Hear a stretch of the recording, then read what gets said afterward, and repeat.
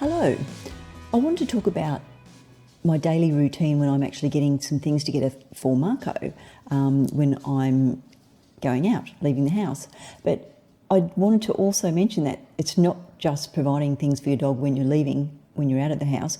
It's also making sure that they've got things to do when you're at home, because there's so many more benefits with respect to helping your dog to be mentally stimulated when you're home and not focused on you as well. And I'll touch on those again further in the video. But first of all, leave the radio on for your dog when you're going out. Just having that nice background music is really therapeutic for your dogs. And there have been studies that show that some dogs prefer middle of the road music and pop music or classic rock compared to things like classical music. So leave the radio on for your dog and create a nice ambient atmosphere for them. Now, the other thing is provide a range of things for your dog to do. Just providing them with a Kong or just one thing, it gets very boring. And when you think about all of the things that you get to enjoy in a day, and that day could be 8 hours, 12 hours, 15 hours, your dog's at home for a long time on their own, and they need more than one thing to keep them occupied. And they need to have things that promote a range of different behaviours, but those that are also focused around their instinctive behaviours, and allowing them to have a good sniff and a forage and investigation of their area every day. Now, a few tips. There's lots of innovative ways that you can mix things up, make your food puzzle toys look different from your dog's perspective, and I'll go through a few little videos that I recorded recently to give you an idea. And as I mentioned earlier, it's not just about providing things for your dog when you're out. It's also giving them lots of things to do when you're at home. So they're directing their focus away from you and they're able to concentrate and enjoy something rewarding and fulfilling from their point of view without having to worry where you might be. Are you in the house? Have you gone? And so that's really nice for our dogs to be able to be comfortable while we're home and not have to feel like they need to follow us around. And we're helping our dogs just to be nice and calm in that everyday situation. And that's going to help us when we're transitioning them over to times when they have to be alone at home. Other situations where it comes in really handy when you're providing your dog with lots of different interesting things to do is when you have visitors. Does your dog get very excited? Are you responding to your dog in a consistent and reliable way that's predictable from your dog's point of view? A really great way to do that is to always direct them onto their mat in the same environment where you are, so they're not feeling isolated, but have on their mat something that's really rewarding, like some food puzzle toys, and that will help direct their attention and help them to be calm in that situation and associate that calm behaviour and that productive redirection of mental energy from their point of view with that environment, with people and visitors coming over to stay for a while. So we're promoting calm behaviour in different situations from our dog's perspective as well. That's rewarding for them. There's something in it for them because it is associated with something that has a pleasant consequence for them.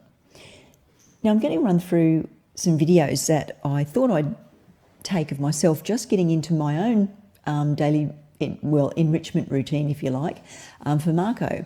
And I thought I'd just do some filming. And the first one is in the morning.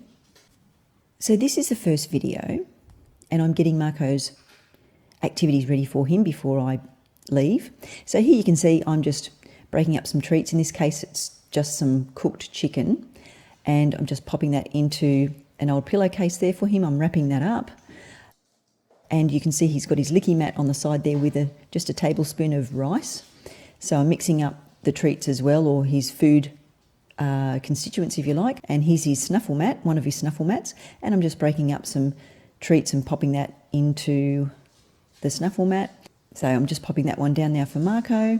And he's got a range of different toys. There's another food puzzle toy for him there. And here comes his little tissue box treat. And there he is enjoying the first of his food puzzle toys there.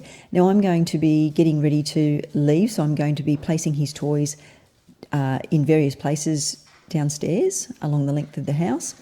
And as you can see, he's having a good little sniff. Now during this time, I'm not saying anything to Marco. I'm just putting the toys down and just doing that in a swift, calm manner without talking to him and not distracting him from what he's doing. And so here I'm just going up the hallway here, just hiding some treats on that little bed there, and just in different places around the house. And you can see a couple of treats there on the ground just to your right. And I just thought I'd put some treats there in that little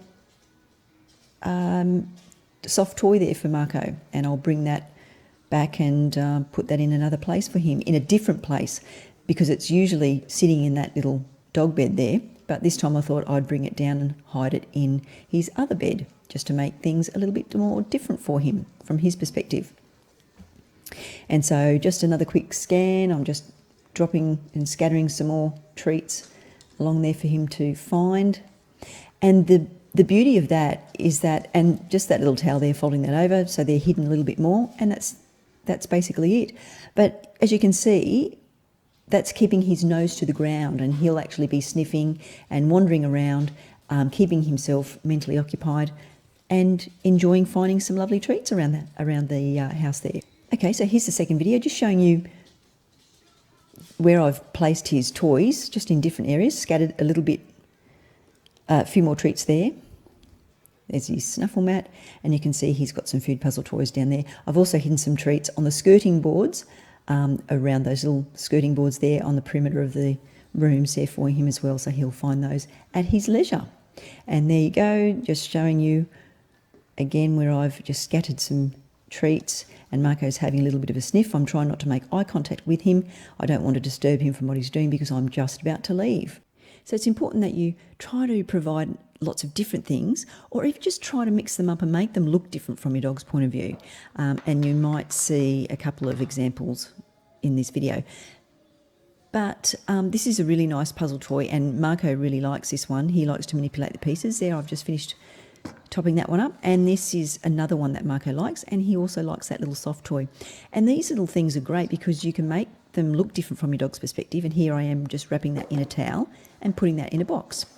And Marco will enjoy seeing that puzzle toy because it looks different to what he's had in the past few days. These are great food puzzle toys because they're so versatile, and if your dog likes to chew things, these are great because they also get to do that behaviour as well as simply foraging for their treats. And that just looks a little bit different because I've put it in an old box, and that's one of Marco's favoured toys too. He likes picking up the balls and exposing the treats that way.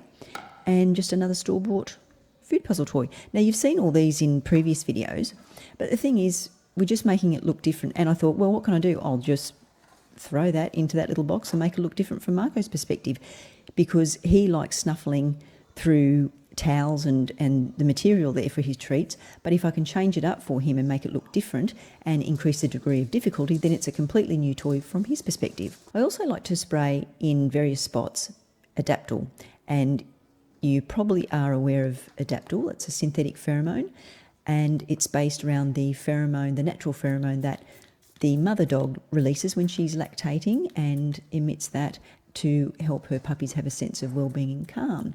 And so this synthetic analogue of that pheromone is really great because you can spray it on different surfaces, and here I'm spraying it on Marco's beds and just here on the towel there and at the door.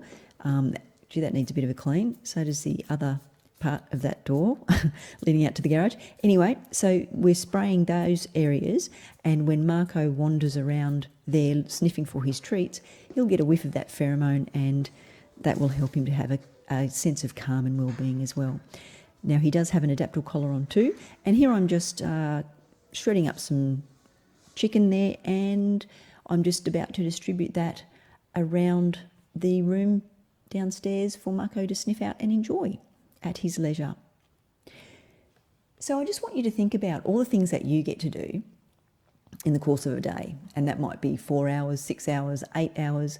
When we think about how many hours our dogs are spending at home alone, and oftentimes they're sitting at home with nothing to do, it's not really fair. And when we think about dogs being very social creatures, we know that they have to stay at home, but sometimes it might be nice if we could all take our dog to work just for one day a week, and maybe that's something that we could start thinking about and maybe encouraging mat training our dogs, and then also encouraging workplaces that are pet friendly, so we can actually bring our dogs to work maybe one day a week and help promote a more rewarding and fulfilling lifestyle for our dogs by being exposed to situations that are more enjoyable and rewarding from their perspective. But mainly I just want you to think about how many things you get to do during the day and the choice that you have. And think about this. Your dog deserves to enjoy some choice as well. So I hope you enjoyed this video, and we'll talk again soon.